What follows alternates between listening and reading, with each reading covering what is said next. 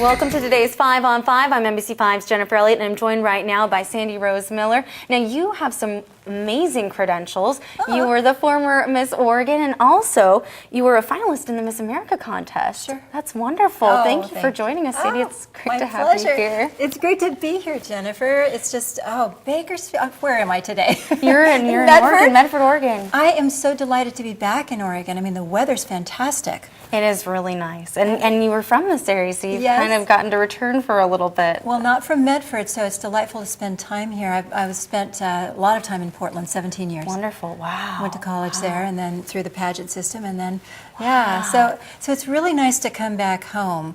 And really what I'm excited about is talking about how the love of color took me through the Miss America pageant system and into the exciting work that I do today. What exactly do you do today? You're an entrepreneur, I know that, but what exactly? My company's called True You Makeovers, and I kind of need to take you back to the start because I believe everybody is born with genius, meaning we each have special talents and unique gifts that are only ours to give, and clues show up in childhood. I mean, you have two babies, right? How old are they? They're 1 and 4, or 1 5 and 4. now. And are they at all alike? Are they? No. They're very different, right? Right. So they're already showing you some of their genius, some of the areas where they're really unique. And for me, the way that showed up was I had a Barbie doll, and we didn't have the money for me to buy Barbie a lot of store-bought outfits. Right. So I ended up making them up in my head and then creating them out of scraps. Wonderful. And then when I entered the pageant system, I used that same creativity to design and make my pageant gowns. Wow. And when I got to the Miss, thank you. I didn't use that for my talent. I was a singer. That would be a good one.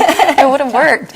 But when I got to the Miss America pageant representing Oregon, several of the contestants were saying, how did you know what kind of a gown to design, what kind of hair, what kind of makeup, what worked on you?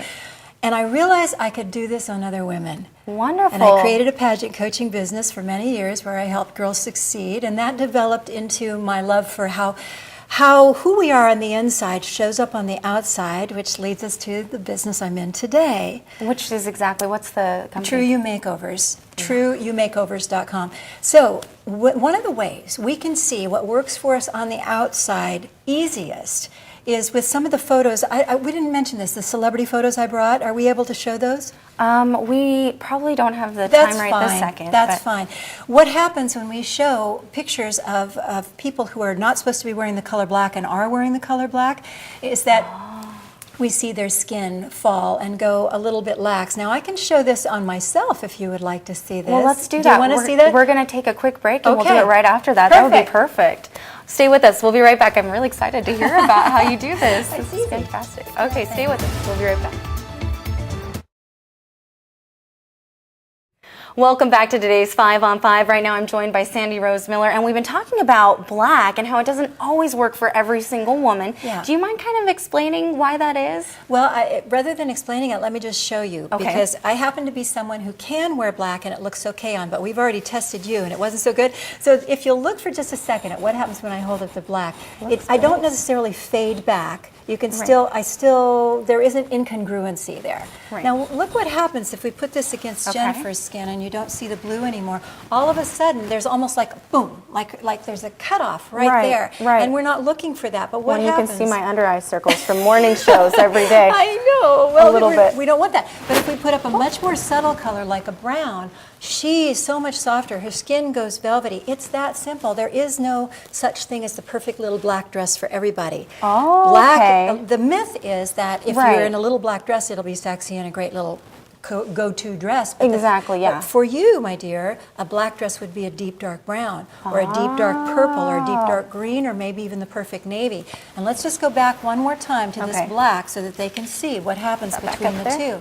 So the black versus the brown. Here's the brown. I'll stay looking that way. And then here's the black, and you can see the black is just too harsh on Jennifer. It just changes a little bit. It does, and what's the rub is that only 20% or less of women can wear black. Really? And now, you're a young, beautiful woman. Oh, well, thank you. Give you 20 years.